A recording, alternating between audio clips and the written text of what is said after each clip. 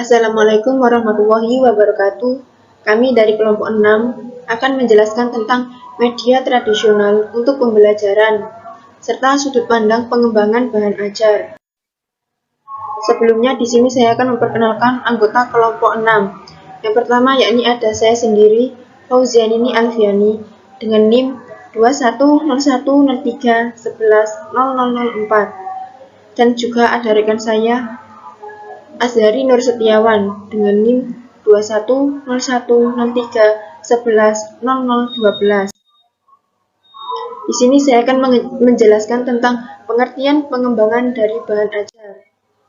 Bahan ajar adalah bahan-bahan atau materi pelajaran yang disusun secara lengkap dan sistematis berdasarkan prinsip-prinsip pembelajaran yang digunakan guru dan siswa dalam proses pembelajaran. Jadi pengembangan bahan ajar adalah suatu proses yang sistematis dan mengidentifikasi, mengembangkan serta mengevaluasi isi dan strategi pembelajaran yang diarahkan untuk mencapai tujuan pembelajaran serta lebih efektif dan efisien. Selanjutnya ada fungsi dan tujuan dari pengembangan bahan ajar. Fungsi dan tujuan pengembangan bahan ajar adalah diperolehnya bahan ajar yang sesuai tuntutan kurikulum dan sesuai dengan kebutuhan peserta didik. Jadi pendidik tidak lagi bergantung pada buku teks yang terkadang sulit untuk diperoleh. Dapat memperkaya pengetahuan karena dikembangkan dengan menggunakan berbagai referensi. Juga menambah hasanah pengetahuan dan pengalaman guru dalam menulis bahan ajar.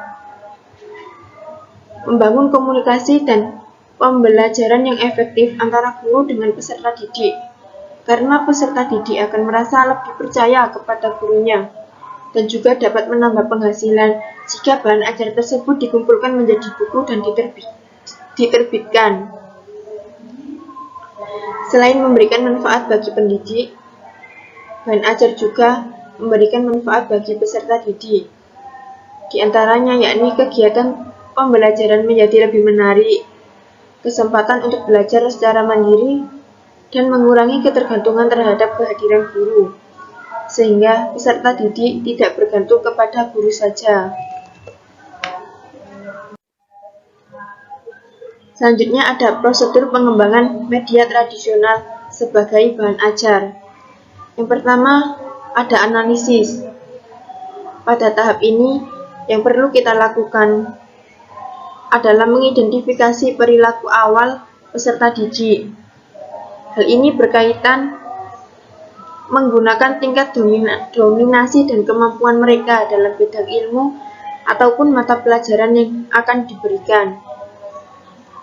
Seberapa jauh peserta didik sudah menguasai isi mata pelajaran kita. Di samping itu, kita juga harus mengenali ciri awal mereka. Ciri awal ini berkaitan dengan data demografi peserta didik yang mencakup asal, usia, bahasa yang digunakan, latar belakang ekonomi keluarga, dan sebagainya. Informasi mengenai sikap awal serta karakteristik awal peserta didik ini akan sangat berguna bagi kita dan ketika kita memilih jenis materi ajar yang akan dikembangkan. Contohnya, apabila peserta didik kita sebagian besar adalah anak petani yang tinggal di daerah pedesaan serta pegunungan, maka contoh model yang diberikan pada bahan ajar yang berkaitan dengan gambaran materi pelajaran wajib sinkron dengan situasi serta syarat kehidupan mereka. Bila contohnya tidak kontekstual, akan sulit bagi peserta didik untuk mencerna gambaran materi dalam materi ajar kita, serta sosialisasi yang baik terhadap sikap awal dan ciri awal siswa sangat diperlukan untuk memilih kebutuhan peserta didik, lalu merancang bahan ajar yang bermanfaat bagi peserta didik. Selanjutnya yang kedua yakni ada perancangan. Setelah informasi tentang perilaku dan karakteristik awal siswa sudah kita ketahui dengan baik, maka kita sudah siap untuk maju ke langkah berikutnya dalam mengembangkan bahan ajar, yaitu tahap perancangan. Pada tahap perancangan ini, kita diminta untuk melakukan perumusan tujuan pembelajaran, pengembangan peta konsep mata pelajaran, serta pengembangan garis besar program pembelajaran. Selanjutnya yang ketiga ada pengembangan. Di sini ada beberapa saran yang dapat membantu kita untuk memulai mengembangkan bahan ajar. Yang pertama yakni tulislah apa yang dapat kita tulis. Mungkin berbentuk LKS, bagian dari buku pelajaran atau panduan praktik. Yang kedua, jangan merasa bahwa kita harus memulai acara berurutan dari bab 1 ataupun topik 1 dan lain-lain. Tetapi mulailah di bagian mana saja yang kita merasa dapat memulainya. Yang ketiga yakni tulis atau kembangkan bahan ajar kita untuk siswa yang kita tahu atau kita kenal. Ketika menulis dan mengembangkan bahan ajar, kita bayangkan diri kita sedang mengajar siswa tertentu, dan kita berusaha agar pengalaman belajar siswa tersebut menarik, bermanfaat, dan juga efektif. Yang keempat, kita harus ingat bahwa bahan ajar yang kita kembangkan harus dapat memberikan pengalaman belajar kepada siswa. Sebagaimana seorang guru dapat memberikan pengalaman tersebut melalui interaksinya dengan siswa. Yang keenam yakni ragam contoh, alat bantu belajar, ilustrasi, serta pengemasan bahan ajar juga berperan dalam membuat bahan ajar kita menjadi lebih menarik. Yang ketujuh yakni gaya penulisan untuk bagian tekstual, naratif, eksplanatori, deskriptif, argumentatif, dan perintah sangat penting agar siswa dapat memahami maksud dari bahan ajar kita. Tahap yang terakhir yakni evaluasi dan juga revisi. Evaluasi merupakan proses untuk memperoleh beragam reaksi dari berbagai pihak terhadap bahan ajar yang akan kita kembangkan. Reaksi ini hendaknya dipandang sebagai bahan masukan untuk memperbaiki bahan ajar kita dan menjadikan bahan ajar kita lebih berkualitas. Evaluasi juga sangat diperlukan untuk melihat efektivitas bahan ajar yang kita kembangkan. Apakah bahan ajar yang kita kembangkan memang dapat digunakan untuk belajar dan dapat dimengerti, dapat dibaca dengan baik, dan dapat membelajarkan siswa. Di samping itu, evaluasi juga diperlukan untuk memperbaiki bahan ajar sehingga menjadi bahan ajar yang menarik. Baik, bismillahirrahmanirrahim. Saya akan melanjutkan presentasi dari Mbak Fauziah. Yang selanjutnya itu ada macam-macam media pembelajaran tradisional. Yang pertama ada media cetak. Media cetak itu adalah media yang dapat diraba dan dilihat, biasanya berupa lembaran dan dua dimensi. Salah satu contohnya yaitu dari media pembelajaran tradisional versi cetak ini adalah buku. Media cetak ini juga memiliki kelebihan dan kekurangan. Yang pertama itu kelebihannya yaitu bentuknya itu simple, ekonomis, dan mudah didapatkan. Lalu juga membantu dalam penyampaian rangkuman dan membantu mengatasi keterbatasan ruang dan waktu. Sedangkan kekurangannya hanya tertuju pada indera penglihatan dan tidak memiliki unsur audio serta pergerakan. Lalu yang kedua ada media grafis. Media grafis ini media yang menyampaikan pesannya melalui alat atau simbol-simbol yang dapat merangsang alat indera. Contohnya yaitu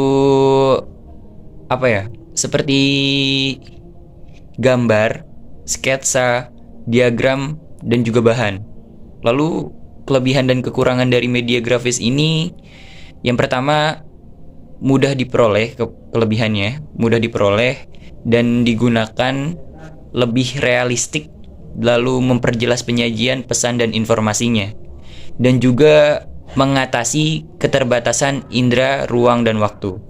Lalu kekurangannya semata-mata hanya medium visualnya saja. Ukuran gambar seringkali juga kurang tepat untuk pembelajaran kelompok besar. Lalu yang ketiga ada media papan. Media papan ini media yang berasal dari papan dan dibantu dengan alat tulis seperti kapur tulis, bisa juga spidol, dan lain sebagainya. Salah satu contoh dari media bentuk papan ini adalah papan tulis, lalu juga ada papan flannel. Kelebihannya adalah pemakai dapat secara fleksibel membuat perubahan saat penyajian materi berlangsung. Lalu juga mudah dipersiapkan dan mudah dipakai. Fasilitas papan ini selalu tersedia di ruang-ruang kelas. Sedangkan kekurangannya ini hanya terbatas, tidak bisa kebawa kemana-mana. Lalu hanya pada kelompok kecil juga dan memerlukan keahlian khusus dari penyajinya. Lalu selanjutnya itu ada media 3 dimensi. Media 3 dimensi ini media yang merupakan hasil manipulasi dari objek nyata yang akan dikaji. Contohnya yaitu dari media 3 dimensi ini adalah patung, boneka, atau bahkan benda asli atau benda yang memang akan diteliti. Kelebihannya dari media 3 dimensi ini yaitu memberikan pengalaman secara langsung, penyajiannya secara konkret dan menghindari verbalisme, dan dapat menunjukkan objek secara utuh, baik konstruksi maupun kerjanya. Sedangkan kekurangannya yaitu tidak bisa menjangkau sasaran dalam jumlah yang besar. Dan penyimpanannya itu memerlukan ruang yang sangat besar dan perawatannya juga rumit sekali. Lalu selanjutnya saya akan membahas jenis-jenis dari media tradisional.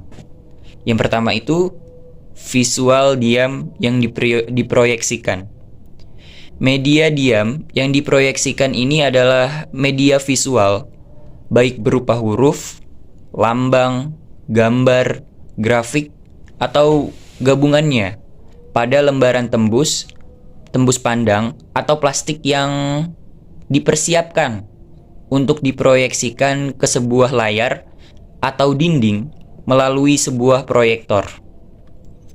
Lalu yang kedua itu ada visual yang tidak diproyeksikan.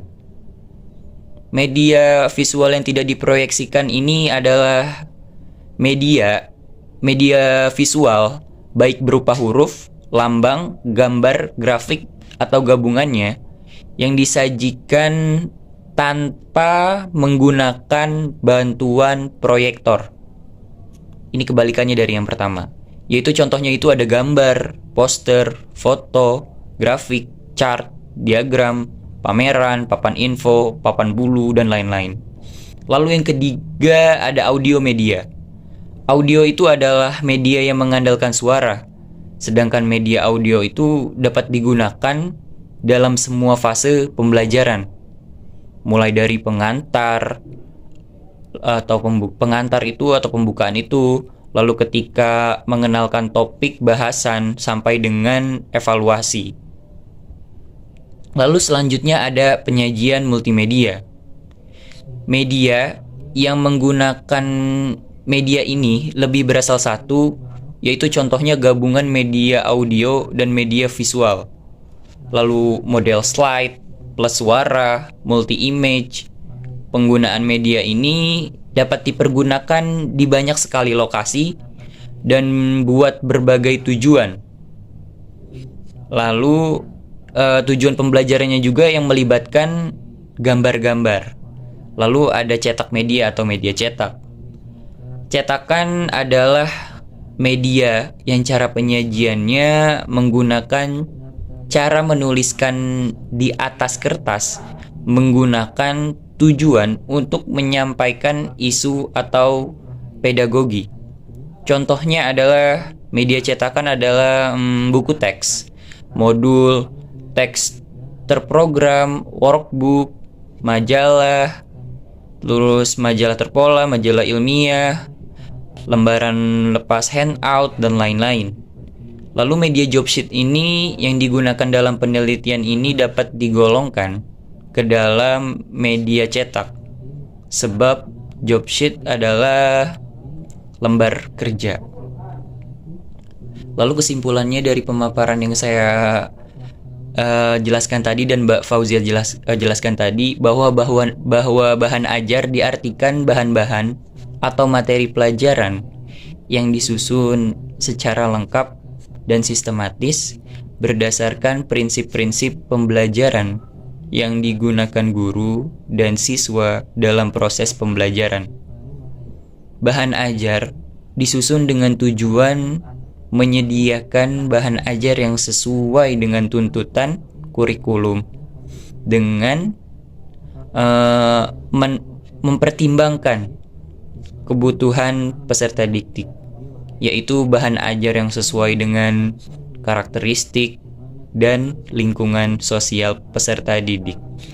Lalu juga membantu peserta didik dalam memperoleh alternatif bahan ajar di samping buku-buku teks yang terkadang sulit diperoleh dan juga suka membuat murid bosan, dan mempermudah guru juga dalam melaksanakan pembelajaran.